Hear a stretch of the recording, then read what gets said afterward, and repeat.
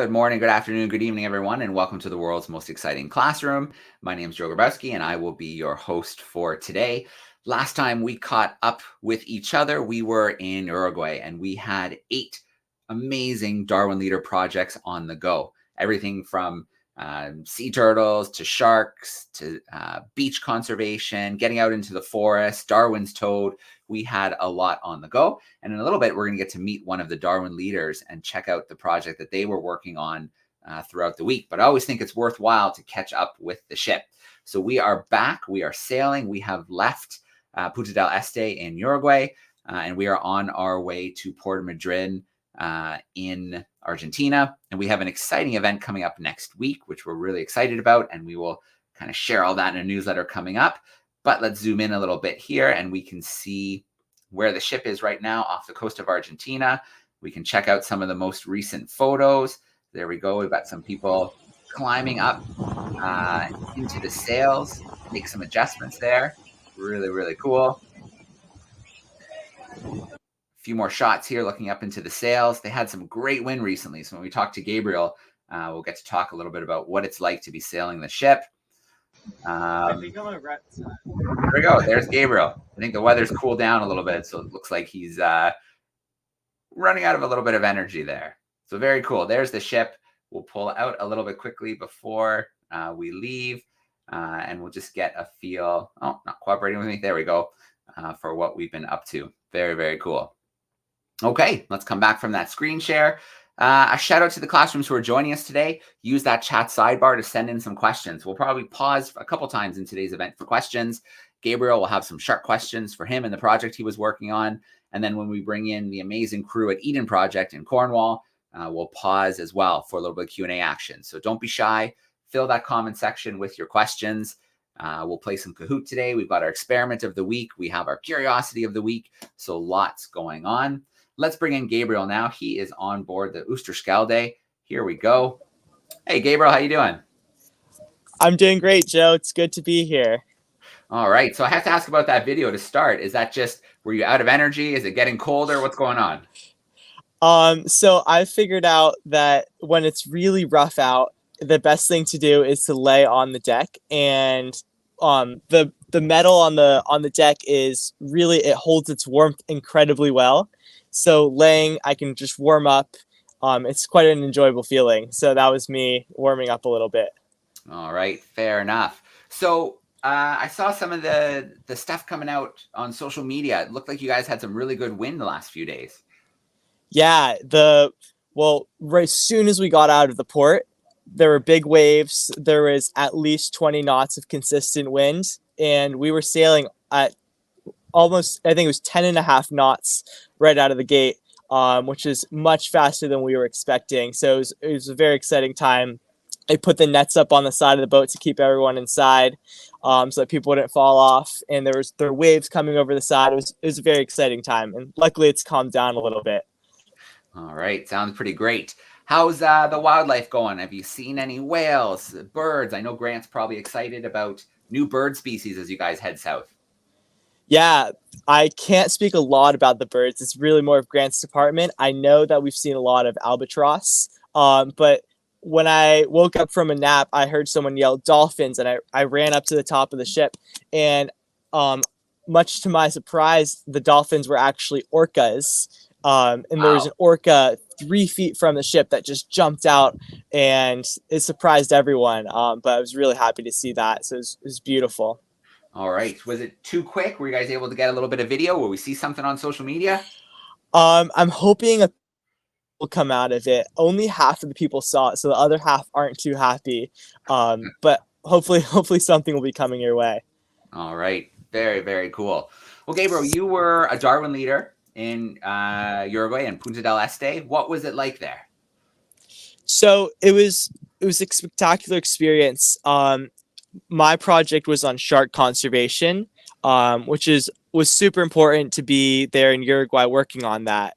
The hard thing for shark conservation in Uruguay is I came in, I was hoping to go see some live sharks, and what I was told is the only sharks that you can see in Uruguay are dead sharks. So there's definitely a lot to be done in shark conservation there. Yeah, sounds like it. So you met your conservation organization. You spent several days in the field with them. What were some of the highlights? Well, one of the biggest highlights was going to Punta del Diablo, which in English is Point of the Devil. And that's where there's tons of artisanal fishermen that are always going out every single day and catching, and they're targeting sharks there. So it's really interesting to talk to the fishermen and hear how long they've been fishing for, what kind of fishing practices they're doing, and a little bit about the struggles of being a shark fisherman and what it would look like if we're hoping to change that trajectory of sharks that are endangered in Uruguay. All right. So in a second, I'm going to play your first video. So we're going to premiere it here on the world's most exciting classroom. And then, yeah, we'll take a few questions. So those who are tuning in, use the chat sidebar. Any questions you have as you're watching the video, we'll get those on deck for Gabriel. But have you had a chance to see it yet? Yes. Okay, good. We presented it after the last night, so I'm really excited to show it to everyone. I'm looking forward to hearing any questions. Excellent. All right. Well, let's get it going. I'm going to cue it up, and here we go. Sharks, often depicted as ferocious hunters of humans, yet in a harrowing reality, up to 273 million sharks are killed each year, the number quadrupling the population of France. Embarking on an expedition to Uruguay, where Charles Darwin studied natural selection, I investigate these icons of evolution, thriving for 455 million years. However, their future hangs in the balance under a new paradigm of selection. Retracing Darwin's path, I find myself in one of the world's largest shark exporting nations. I, Gabriel Merman, am set to plunge into the depths of shark life.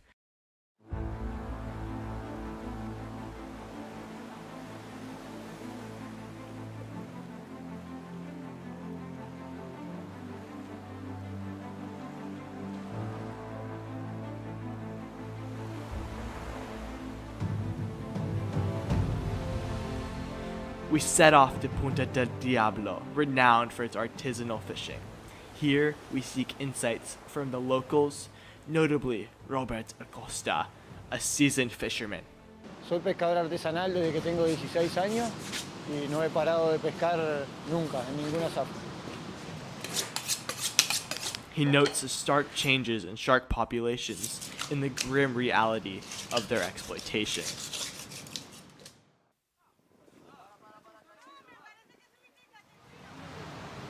Antes, por ejemplo, teníamos más especies, como el coludo que le decimos nosotros, que el que tiene la cola larga, ese ya no hay. El tiburón martillo ya está un poco más extinguido, ya sea por la super pesca de los barcos al anzuelo, o los barcos de arrastre que influyen mucho, o la misma pesca artesanal no consciente que depreda mucho.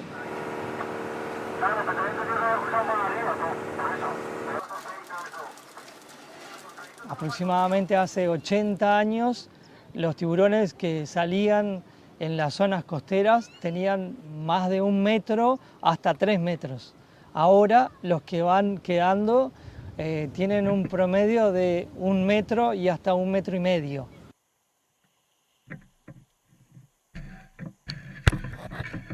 Locals make pollution's impact on both sharks and fishermen starkly evident. Yet he's not alone in his observations. Another fisherman echoes similar concerns, painting a picture of an ecosystem in peril. Antes, hace un lote de años atrás, muchos años atrás, había mucho más cantidad de pescado. Se salía cerca, las barcas eran más pequeñas, salían motores fuera borda. Pero a medida que fueron pasando los años, se ha ido desapareciendo. El pescado que queda es poco, es el mismo de siempre, pero muy poca cantidad. Tenemos una contaminación directa de los canales, el canal Andrioni, los transgénicos que están transgenizando todo lo que es los acuícolas, lagunas y ríos por las plantaciones que van al mar. Pero ¿qué pasa si no hay más corvina, no hay más pescadilla, no hay más comida que el tiburón? Si está contaminado todo, ¿qué va a pasar? Yo pienso que para que a un pescador te prohíban de pescar un tiburón o una especie, primero tienen que ver cómo se ayuda a ese pescador. Porque yo lo único que sé es pescar. Si mañana me prohíben pescar, ¿qué voy a hacer?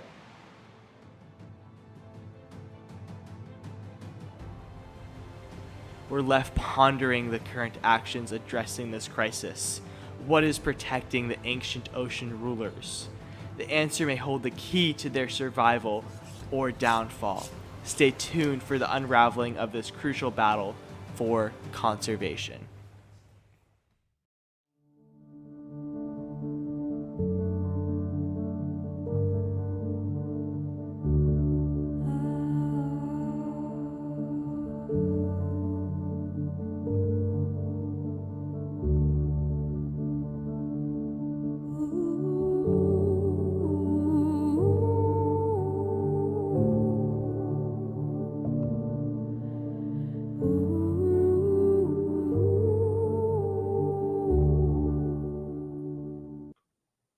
All right, let's get Gabriel back in here.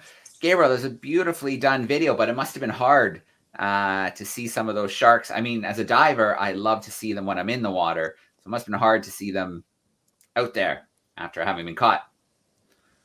Yes, it was not the easiest thing to film. Yeah. So I wonder, you know, this is their livelihood. This is how they make a living. It didn't look like a really big fishing fleet. Can you give us an idea of, you know, how many people are going out each day to catch the sharks and other fish? So it's hard to show the scale. The next few videos will talk about it a little bit more, but there's 600 artisanal fishermen, all of differing size boats that go fish each day. Yeah. But they really don't make up the majority of the sharks that are being caught.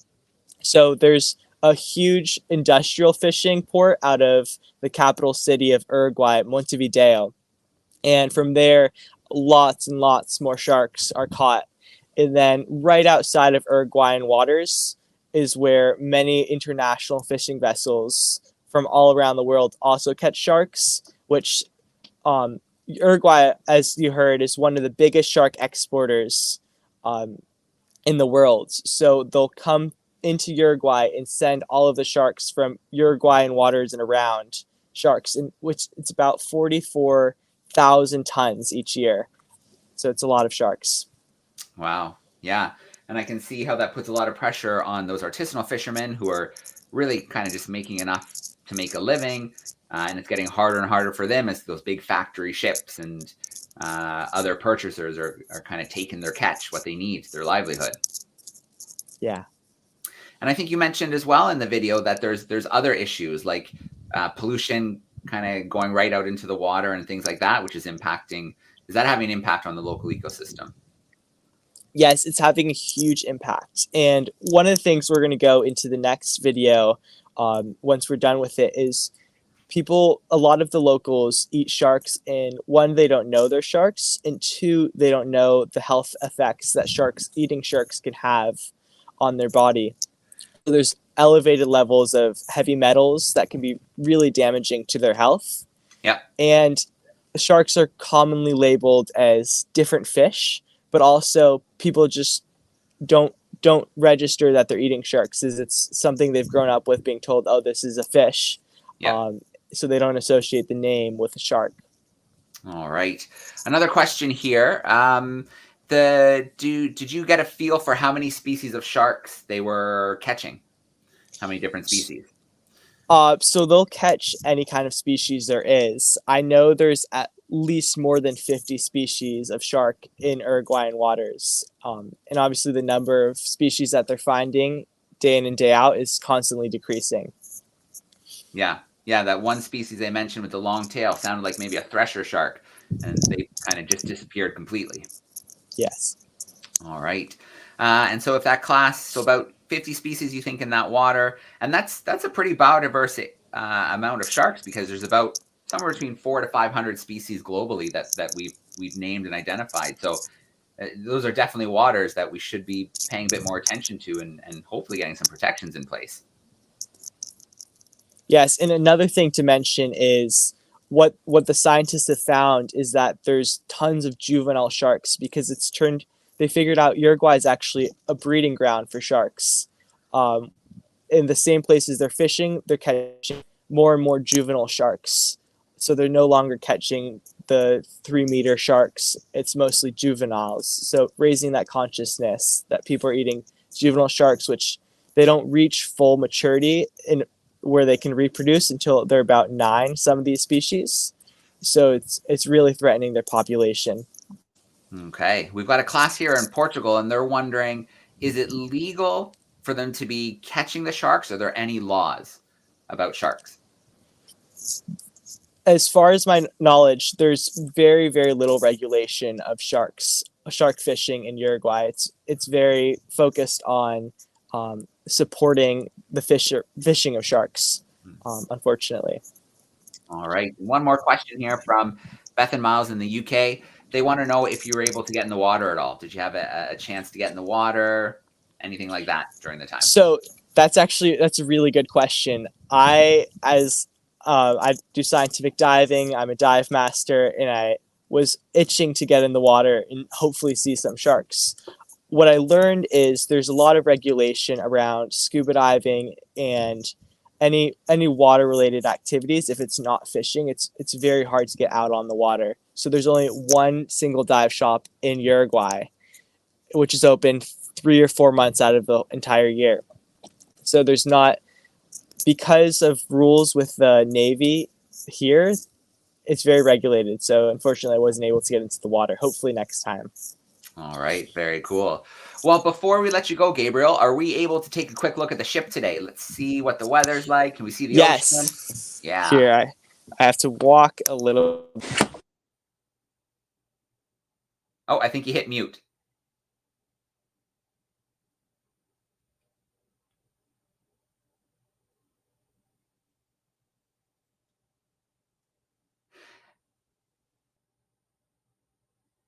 Gabriel, are you able to unmute for us? I think when you stood up, you might have accidentally touched mute on the phone. There you go. Okay, you can hear me now. Yeah, we got you. And, okay, so if we look on the ship right now, you can see that it's pretty calm out here. We have all of our sails up. And it's a peaceful day out on the water. Yeah. And then we have everyone on watch in the back. Are you finding the temperatures dropping each day as you head further south? Yes. So the wind has shifted further south, which means we're getting more of an Antarctic breeze. And yeah, it's definitely feeling much chillier. I could tell a huge difference yesterday. Yeah. And when are you guys expecting to reach Puerto Madryn? I believe on the 12th. So the passage is 8 days. At the rate we left a few days ago, we would have gotten there in 3 days, but luckily the wind has calmed down a little bit. So very soon. I think we're reaching halfway pretty soon. All right. Well, Gabriel, thank you so much for taking us into the project you got to work on. Thanks for showing us the Oosterschelde today. Say hi to Susan and Scott. They're 2 Explorers Club folks on board the ship. And I hope you guys have a great passage, and we'll catch up with the ship in about a week on the 14th. Will do. Take care, everyone. All right. Thanks, Gabriel. Bye. See ya. All right. Very cool. Getting to spend a little bit of time on the ship. And I'm just seeing a question here about how old the ship is. So the ship has been through many forms. The Oosterschelde originally was a sailing tall ship, but then it was converted into a freighter. And so there's some really cool pictures on the ship. You can actually see what it used to look like. And then it, through some tender love and care and a rebuild, it was restored back into its 3-masted schooner form. And it was built in 1918, and it's the largest restored Dutch sailing ship. So very cool question. A 3-masted topsail schooner. And it was actually stripped down and converted into a freighter before it was restored back into a 3-masted tall ship again, which is amazing. Okay, so a couple of weeks ago, we spent some time in Cornwall in the United Kingdom at the Eden Project. So the Eden Project is an absolutely beautiful spot For education, it is the site of the world's largest indoor rainforest. And last week, we connected with Tom and Robbie, and they took us into the world of plant adaptations. So I'm going to bring them in with us again right now. Hey, Tom. Hey, Robbie. How we doing? Hi, Joe. Great, thank you. Hey, Joe. All good? Good stuff. Well, it's great to see you both. We're excited to explore a little bit more. And I think today we're going to touch a little bit on climate change. Yeah, absolutely. Well, thanks for having us. So yeah, I am Robbie and this is Tom, and we are live from Eden Project's rainforest biome here in Cornwall. The plan is that we are going to just tell you a quick bit about Eden Project in case you've never heard of Eden, just so you know where we're coming from. And then we're going to think a little bit about the relationship between tropical rainforests and climate change. So I'm going to hand over to Tom for a moment, who's going to be able to give you a little bit of that Eden background. Okay. Thanks very much, Robbie. So the picture you can see on the screen in front of you now, everybody, is the picture of the Eden Project site. The building at the front at the moment, this is the education centre. This is where I am currently sitting. And the one at the back, this strange bubble-shaped biome, is the rainforest, where Robbie is coming to you from live today. So as he said, for those of you who haven't heard of the Eden Project before or haven't been lucky enough to be here, I'm going to give you a very quick introduction to our project and the background. So about 25 years ago, a man called Tim Smith had the idea of turning this large sandy hole in the ground that you can see in the picture in front of you now into a living theatre for plants and people. He had the idea of using this place to display tropical plants and plants from all over the world for people from all over the world to come and visit. And these are some pictures of our site as the development took place. So you can see in this one here, we had to create 85,000 tons of soil, and we've used that to fill the pit and to enable us to start growing all sorts of plants, some of which we will show you today. And this is pretty much the Eden Project as it looks today. Now, we have a mission here at Eden. Everyone who visits us or who we're lucky enough to talk to online, we want to talk to them about the importance of connecting people with nature. Because quite often it's easy to think about nature as being something that's outside somewhere and something that we're apart from, whereas here at Eden, we want everyone to know you are part of nature. And now is a really important time in the history of our planet to start working together and supporting all living things, and in particular plants, because after all, we are home to two of the biggest greenhouses in the world. And that really is going to be the focus of what we talk about today. Right then, so here's a quick bird's eye view. As I said earlier on, Robbie is currently coming to you guys from our rainforest biome, which is the largest indoor rainforest in the world. So it's over 55 meters high, 200 meters wide, and there it is chock-a-block full of tropical plants. There are over 1,000 different species of tropical plants in our rainforest. Unfortunately, we won't be able to talk to you about all of them, but certainly be able to let you know about some of them today. Rainforests themselves are some of the most biodiverse places on the planet. Tropical rainforests around the world are home to 170,000 plant species, and this is more than 2/3 of all plant species found on Earth come from tropical rainforests. As I said, they are extremely biodiverse. 50% of all plant and animal species that are found on land are found in tropical rainforests. So they're really biodiverse and really important places. Now then, just before we hand back to Robbie, I want to show you this graphic, because this graphic does an excellent job of summing up what we're going to be talking to you about today. Today, we're going to be talking about the rainforest and the impact that it can have on the world's climate, but also the impact that the climate is currently having on the tropical rainforest. So we're going to start off by talking about a tree called the oil nut tree. I've got a picture of it here, and I know that Robbie is standing fairly close to the oil nut tree in our rainforest biome. This is one of the tallest trees that we have in our biome. It's at over 25 meters tall, but bear in mind, scientists have found trees in the tropical rainforest that are over 100 meters tall. So that's 4 times the height of the one that Robbie is showing you right now. It's mind-blowing to think how tall some of these rainforest trees can be. But as Robbie's about to tell you, they are really important in relation to climate and in the response to climate change. So with that, I'm going to hand you back over to Robbie, who's going to tell you a bit more about the oil nut tree. Over to you, Robbie. Okay, folks. Thank you, Tom. So yeah, I am stood in front of our famous oil nut tree. It's one of the biggest trees we have here in our biome, but still, in terms of rainforest trees, as Tom said, it is really only still a very small tree. But it's a useful tree because we use it to tell stories about the connection between plants and the rainforest and climate, and the role that forests play in climate change. So we like to think of trees not just as trees, but I mean, trees and forests do so many useful things for us in our environment. One of the things they do is they catch carbon. So we like to think of trees like this one as a carbon catcher. Okay, a carbon catcher. Plants like this absorb carbon dioxide out of the atmosphere as they grow.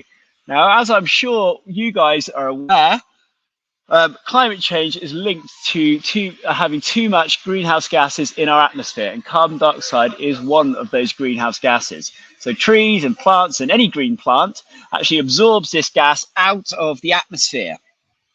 So how do they do this? Well, it's all about that thing which I expect you've heard of before called photosynthesis. So the leaves of the plant are super important, and I'm not going to climb to the top of our oil nut tree to find you a leaf because I'll probably fall out. What I'm going to do is just find a leaf much closer to home, and we'll use this leaf as our example.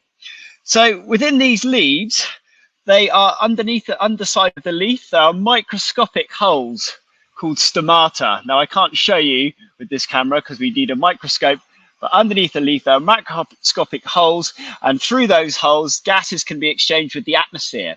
So carbon dioxide gas enters the leaves, and then inside the leaves that's combined with water in the presence of sunlight, and through that process, through that combination, through that photosynthesis process, the plant then produces sugars.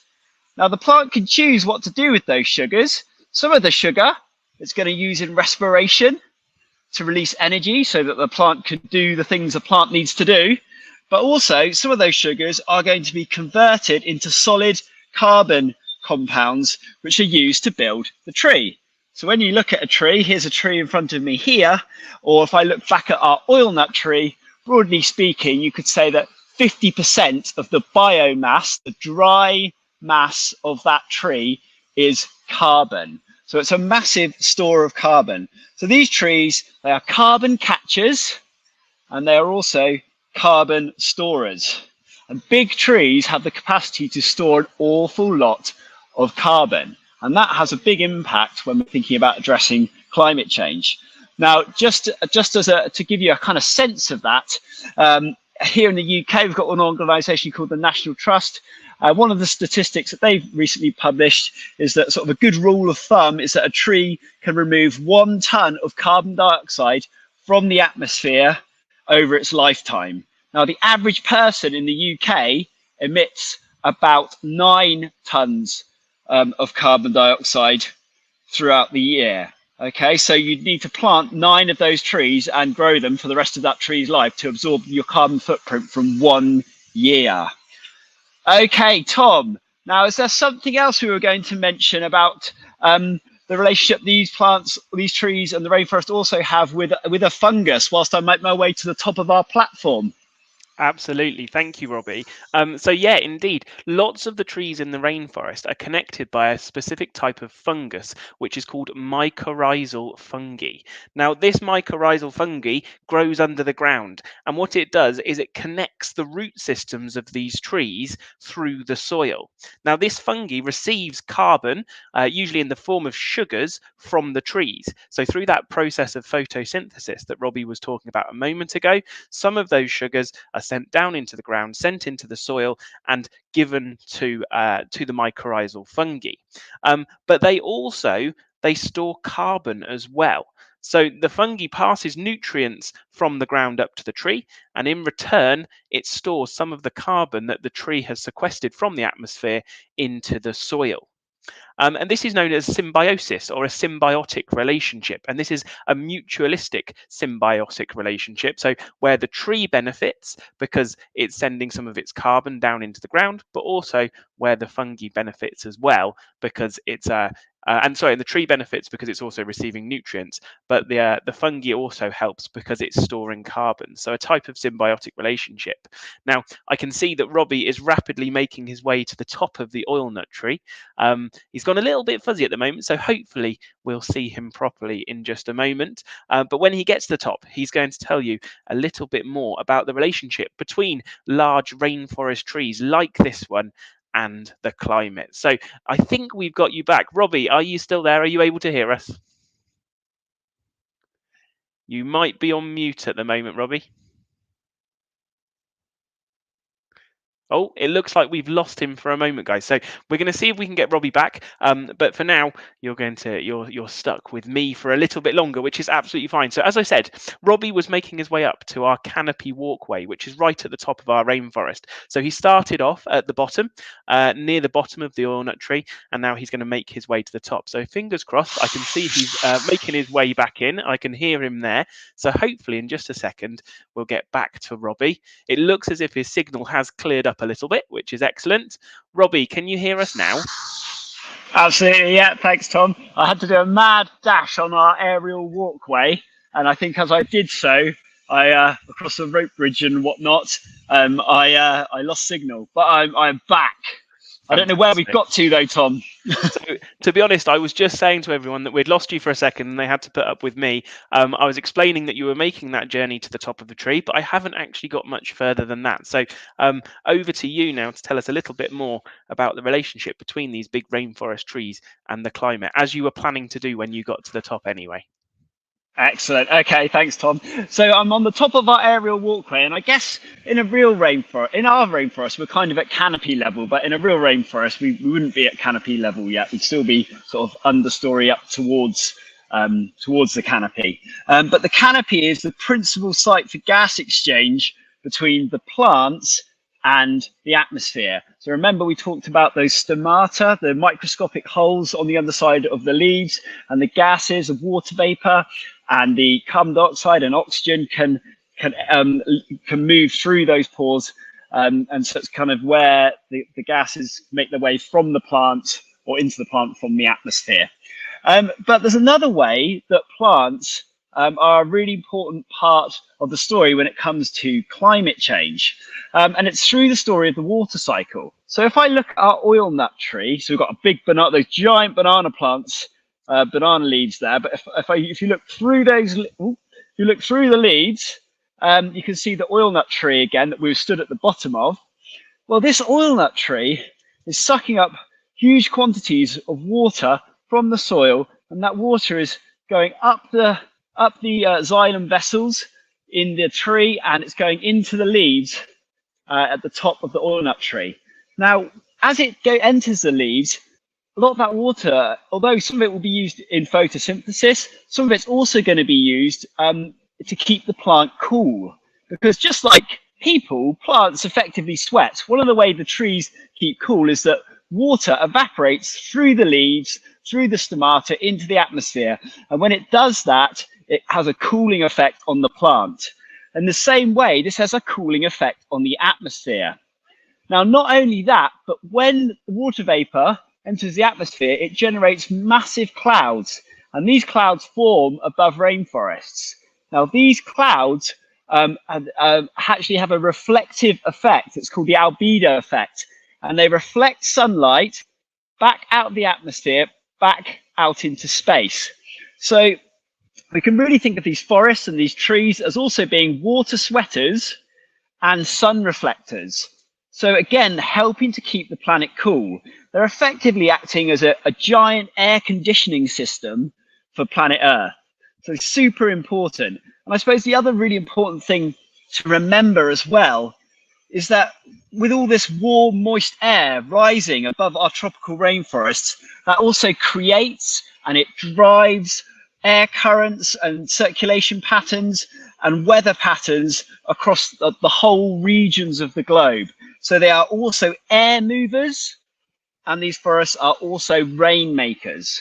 So super important. And I think it's really, if we use that analogy, it's just, we want to think about the importance of rainforest and climate change. Just to think of them as a giant air conditioning system is a really great analogy to hold in mind. Okay, I'm going to hand back to Tom for a moment, I think. Are you there, Tom? Yeah, I'm here, Robbie. Thank you very much. So, even though it's been a little bit of a whistle-stop tour, we can see that rainforests really do affect climate. So through those processes of photosynthesis and transpiration, we have seen how the rainforest is having an impact on the climate. But the opposite is also true. So as well as rainforests impacting the climate is also having an impact on rainforests. And scientists are worried about the impacts of climate change and the impacts they'll have on the rainforest. So for example, due to climate change, we're seeing periods of droughts, we're seeing more tropical storms, and all sorts of other negative effects as well. And this can be quite a scary thought, but it's important to know that there are millions of people all around the world who are working to take action to help the climate and to protect the rainforest. And we can all join in and we can all take action too in our daily lives. Quite often it's easy to feel powerless, but actually there are all sorts of things we can do. And we've got a top tip for you here. So looking again at our rainforest graphic, the one that I've displayed on the screen, it's important to remember that action that we take to help look after the rainforest, ones like these, so buying careful products, avoiding certain food outlets, buying things that maybe have logos on them of companies that support the rainforest, like Rainforest Alliance, and having important conversations like the one we're having today. If we're taking actions to protect the rainforest, that will also have an impact on the world's climate. And in return, in reverse, anything that we do to help the climate, so for example, considering our travel plans, walking more rather than driving or going on aeroplanes, making sure we switch things off and saving electricity, recycling and reusing things in our everyday lives, these sorts of actions can also have a positive impact on the rainforest as well as on the climate. So it's really important to remember that we all have an important part to play in this story, and we can all do things, and everything that we do matters and is really important. Okay, I think I've summed that up well, Robbie. I'm going to hand back to you. Absolutely, yeah. Thank you, Tom. I guess the other thing that just popped into my mind is just the idea that it's really helpful and useful if we think in terms of systems and how actually, you know, imagine rainforest as part of the carbon cycle and the rainforest as part of the water cycle, and also imagine ourselves as part of those systems as well.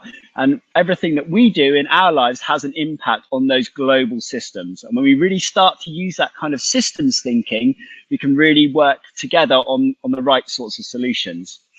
Okay, so hopefully we told you a little bit about Eden really briefly, and we've also tried to go into a little bit of detail about just why tropical rainforests are so important when it comes to the fight against climate change. I think we're just about done, so I think we're going to hand back over to you, Joe. All right.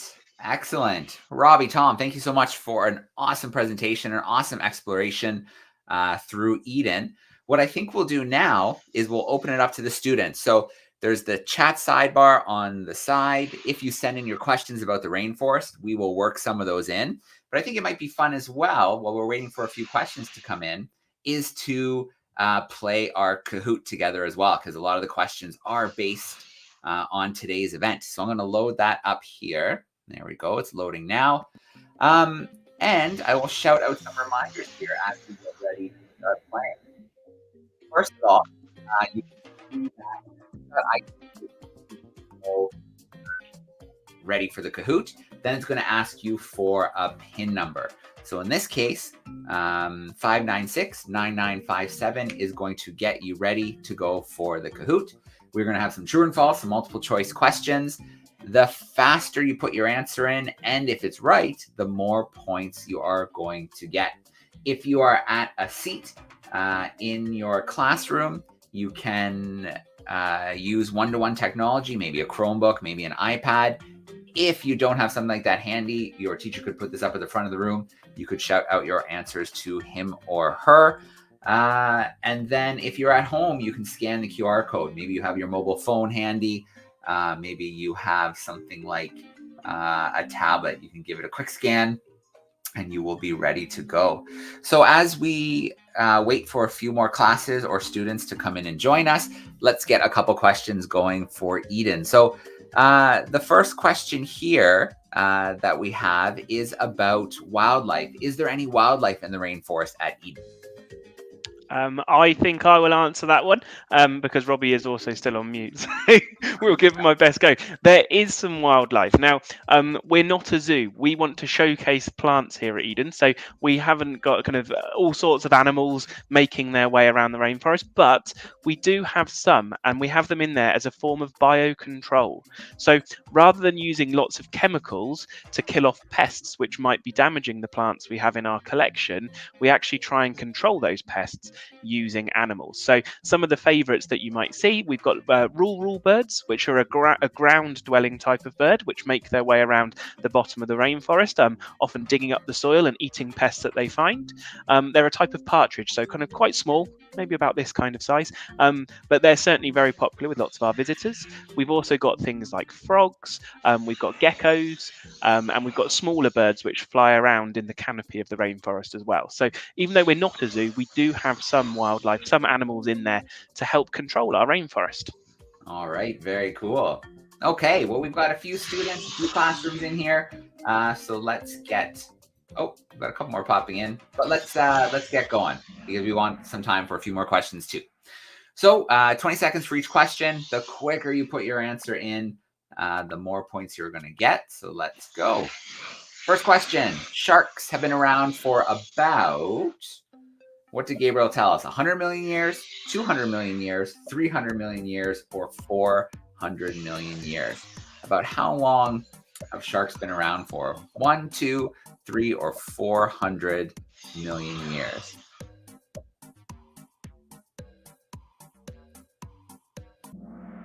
All right. The correct answer is over 400 million years before the dinosaurs came along, and they are still here with us, practically unchanged. They are absolutely amazing creatures. So the carrying seal is in first place. We'll jump to our next question. It's a true and false. Fishermen are catching bigger and bigger sharks each year in Uruguay. So was that true or false that each year the fishermen are catching bigger and bigger sharks in Uruguay? A couple more seconds on the clock.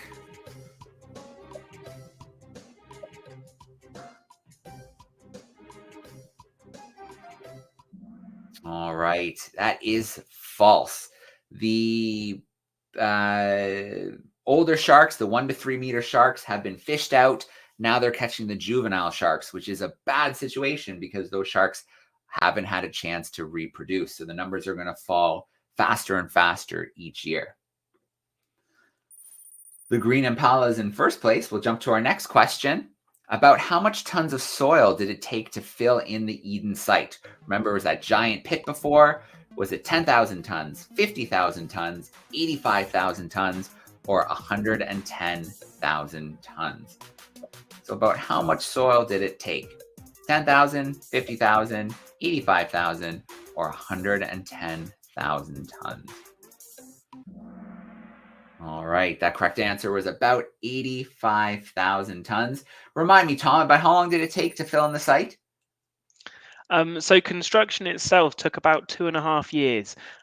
So yeah, it took quite a long time to fill in the whole pit. All right. Carrying seal is in top spot. We've got a true and false coming your way. 2/3 of all plant species are found in tropical rainforests. Is that true or is that false? About 2/3 of all plant species are found in tropical rainforests.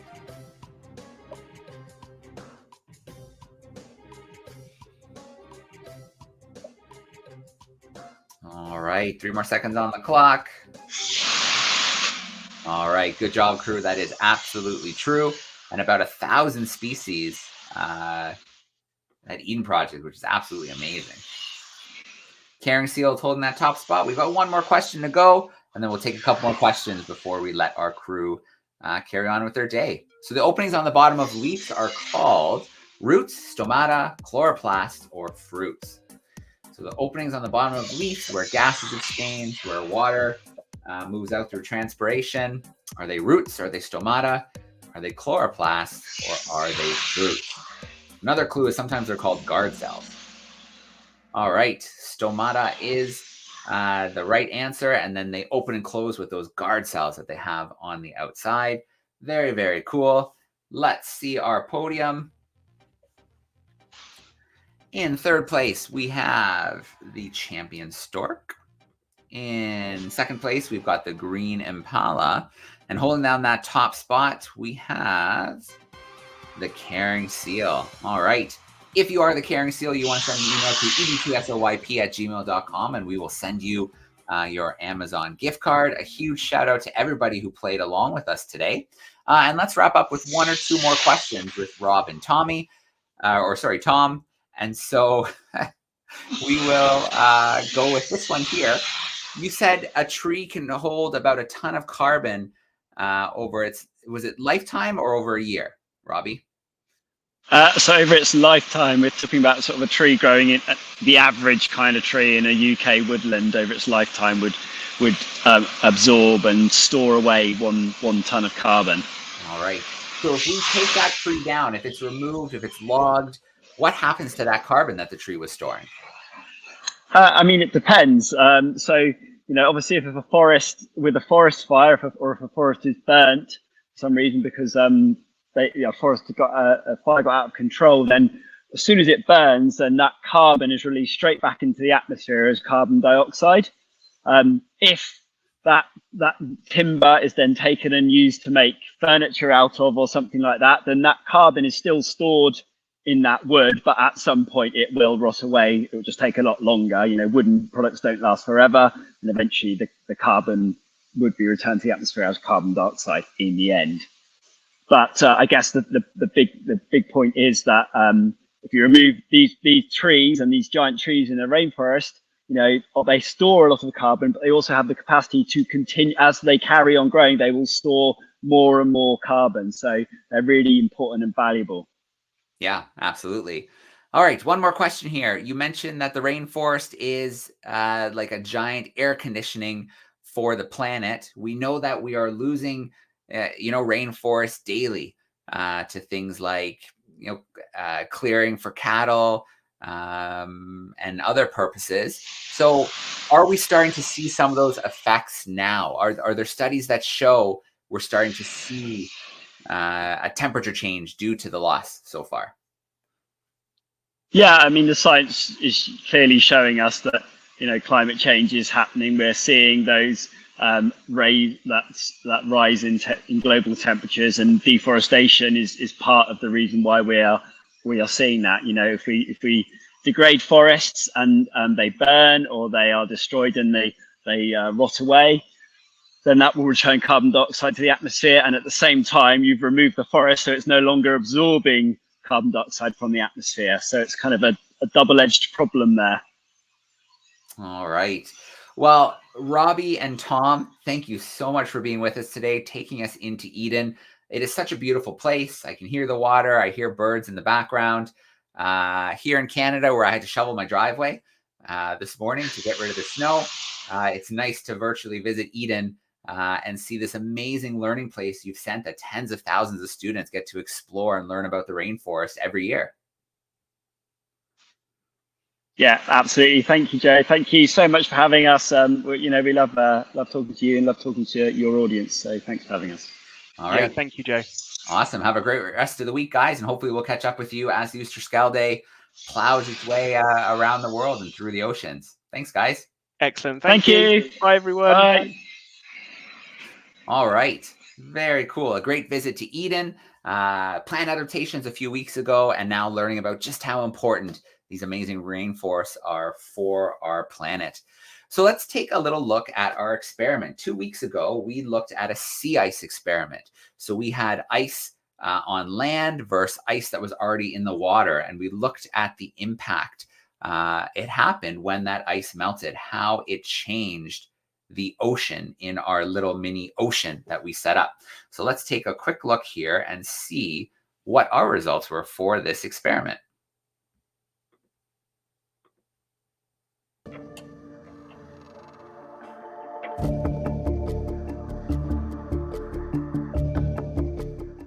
Welcome back. What results did you find in your rising sea level experiments? Let's have a look at my two setups here. You might remember that I drew a mark representing the level of the water in my Arctic setup and my Antarctic setup. You might also recall that the ice was floating in the Arctic setup, but on land in the Antarctic setup. This represents the sea ice of the Arctic and the ice sheets on land in the Antarctic. Well, we can clearly see that the level has actually risen significantly in the setup representing the Antarctic ice sheet, but it hasn't risen really at all in the setup representing the Arctic sea ice. Did you work out the reason why? The answer is quite simple. Ice actually expands when it freezes. However, the amount of ice above the water when it floats is roughly the same as the amount of volume that the ice expands by. So when it melts, the volume of the water is more or less the same. This explains why the melting ice hasn't changed the level of the water in my container. However, the ice representing the ice sheets of Antarctica is completely different. All of that ice is above the level of the water on land, so that when it melts, the water trickles down and raises the level of the container. This simple experiment showcases some of the processes that are taking place at the North and South polar regions. The melting of the sea ice around Antarctica and the Arctic regions has relatively little impact on the rising sea levels of our world. However, the melting of the ice sheets of Antarctica and to a lesser extent Greenland and other areas around the world has a massive impact on the rising sea levels of the oceans. Since Charles Darwin's journey in 1831, sea level is thought to have risen around 20 centimetres.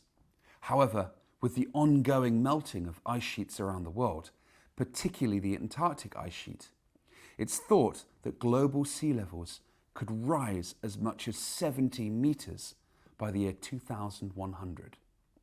Imagine the impact that will have on coastal cities, coastal communities, and coastal habitats.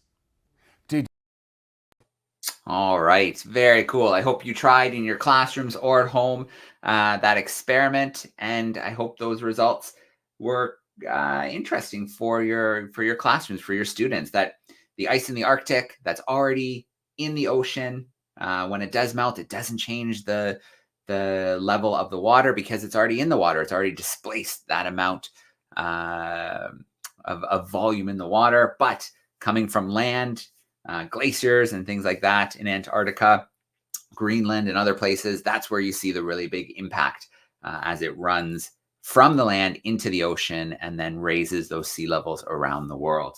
Here comes our experiment for this week. Remember, with our experiments, you have 2 weeks to submit your answers to the experiments for your chance at a £50 gift card. We take the top 3 responses. Let's take a look at this week's experiment.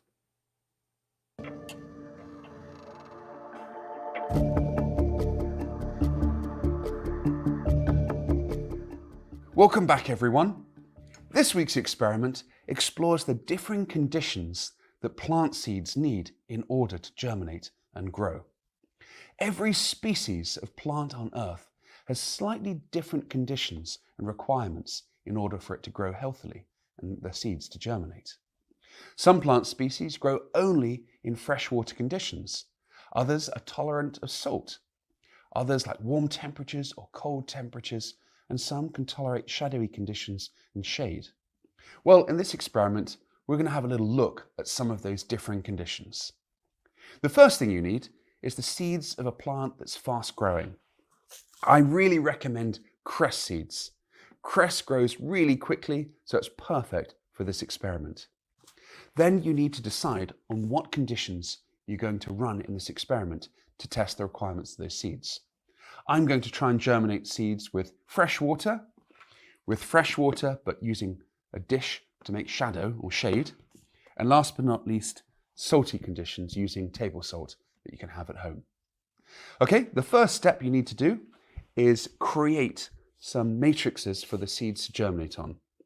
Paper towel works really, really well. So if you fold it up and put it into your dishes, and then I recommend adding a little bit of water just so that it holds the tissue paper down and the seeds then can stick to it quite nice and easily. So I've got those three ready. You don't have to use dishes, by the way. You could use any type of container. You could even use glass cups if you so prefer, or Petri dishes. But having a nice open bowl like this makes it very easy to observe. Then get roughly the same quantity of seed. I'm using a teaspoon here, and sprinkle those evenly onto your paper towels. It doesn't matter exactly how many seeds you germinate. You'll see the trends in the germination quite clearly and quite easily as they start to grow. Perfect. So for my first control, I'm going to add fresh water only. So let's add a little bit of fresh water here and see if those seeds grow. Don't inundate the seeds with water. You certainly don't want them to be floating, but you do want the entire paper towel to be wet so that all of the seeds are in contact with moisture. For my second experiment, I'm going to look at how shady conditions impact seed germination. I've got this little dish here that I'll put on top of my bowl to see how those dark conditions impact the germination. But first, add in a little bit of water to make that paper towel sufficiently moist so that all of the seeds are in contact with some moisture. Then I'll put that dish on top and we'll see if we get any germination in dark conditions. Last but not least, I really would like to test and see if salt impacts the germination of those seeds. So get a beaker, pour in a little bit of water, add some salt. Table salt from your dining table at home will work absolutely fine. I'm going to put in 4 little spoonfuls full. It doesn't really matter the exact quantity, but just make sure you give it a good mix so that it all dissolves, so that you have a nice solution of that salt to test the impact on those seeds. When the salt is dissolved, pour in a bit of that salt solution so that it definitely gets absorbed by the tissue paper, and then we'll see if salt water impacts the germination of those cress seeds. Now place your 3 dishes in a location that's brightly lit and warm, and make sure that all 3 dishes have exactly the same conditions so that it's a fair test, so you get a really good overview of the differences in germination. You have to leave them alone for about 4 to 5 days, but then come back and see if there's any differences in the germination of these seeds. Join me in 2 weeks' time to see the results of this experiment. You can do this at home and send in your results by completing the information sheet on the DARWIN200.com website. Send in your results over the next 2 weeks for a chance to win 3 £50 Amazon voucher prizes. Good luck, and see you in 2 weeks to find out the results of this exciting experiment. All right, there we go. There's our experiment. You have 2 weeks to do the experiment, to send in your results. Classroom at darwin200.com. Remember, it's 2 weeks for the experiment. Next week, we will look at the results of our yeast experiment. So yeast feeding and what process is happening and how we can observe that process. Send in your answers to classroom at darwin200.com. You can always find the experiment if you want to watch it. There's a playlist of the experiments on our YouTube page as well. Okay, to wrap up today, we are going to take a little look at last week's Curiosity of the Week, and then we will challenge students with this week's Curiosity. So let's see the answer to last week's. Last week, I asked you to try and guess the identity of this strange object. Now, I do know it looks a little bit rude, like someone's bottom, but it is a serious question what this object is. Did you guess correctly? Well, it's actually the world's largest seed. This is called the coco de mer. It's from the Seychelles Islands in the Indian Ocean. It's related to the coconut, but it's a different species, although it does grow at the top of a palm tree, a bit similar to a coconut. Believe it or not, when the coco de mer was first observed by French and other European sailors several centuries ago, they actually couldn't believe or understand where such a big seed came from. The French sailors actually thought that there were giant coconut trees growing underwater in the sea. And that's why it's called the coco de mer, which of course in French means coconut of the sea. Well, this was a bit difficult to identify. Now let's find out this week's curiosity and see if you can get it correctly. All right, last week's curiosity was the world's largest sea, the Coco de Mer. Let's take a look at this week's curiosity. Back everyone. Can you guess what this object here is? It's a very strange, curious object, and if you look really closely, you'll see it has a very, very intricate structure. It consists of a lattice of these white fibers. They're actually made out of silica, so it's very unusual. Join us in 1 week's time to find out the answer of this curiosity. All right, there we go. You can always find the curiosities on our YouTube channel. There is a playlist of the curiosities if you need to take a look at the videos again. And don't forget, you have 1 week to get your answer for this week's curiosity, classroom@darwin200.com. 2 weeks for the experiments, which means you have 1 week left for last week's experiment with yeast, and you have 2 weeks for this week's experiment with cress seeds in the different growing conditions. And then we have our new curiosity of the week, which we will be seeing the answer for next week. Next week, we will be live in Puerto Madryn. We hope you can join us there as we explore some amazing conservation work there. And then I am going to end things off with a shout out to our sponsors. Our sponsors and our partners make all of this possible, bringing the Darwin leaders to the ship to learn and create their videos. And then, of course, our world's most exciting classroom. So let's say a big thank you to our partners before we sign off for today.